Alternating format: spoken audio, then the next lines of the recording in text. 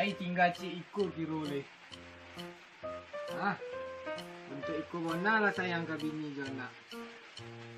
Dulu Tiko muda yang ke mana reka leh. Mengaku kain saya nak pernah leh. Ni leh. Kau jadi anak mak. Kau gara-gara si Widya teng ke? Soto-soto tes CPNS lah, tes minyak lah. Kau jadi wak deh. Tak lo sambal tali adun tindak ke. Ambil sambal lo gak sudah ikut lagi. Onion kan deh. Untung dia tak jadi dia babi ni bidan dulu. Untuk lah melipik-lipik kain pasar bagai dia tiap malam dia gak. Widya! Mana lah guys? Boleh bang. Abang itu pengumuman tidak tahunya waktu zaman apa soal PNS di abangku. Tak terasa dah awaknya mbak Aibik kasanang dah awaknya tak tahu ni dah abangku. Entah babak ala abangku. Tunggu bagai sebentar di abangku dulu pun tak. Dia minta menyatakan bisa dulu. Tahu aku menelepon kawan bersama ke Padang dulu.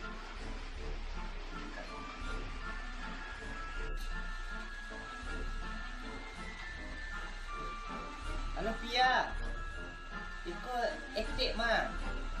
Yo, kan Iko etik kan petang kan kita sama. Kita kata PNS. Pia ba Oh gitu.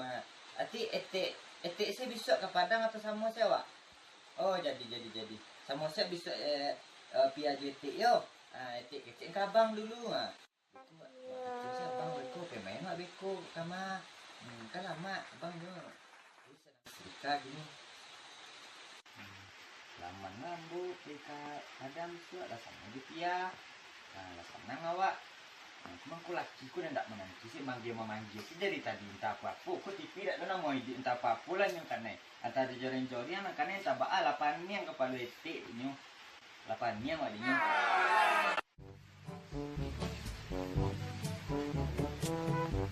Aku le bang. Ya. Olah jadi memasak sambal jago alun. Alun le bang. Adik jalim apa itu dia abang nak khabar pun sadu le. Jadi ya sadu tu ikut kemaya. Kau kata PNS kan abangnya besok dan kasanangnya ku indak. Kau mengadu je le masaknya. Apa salah si abang aku dulu?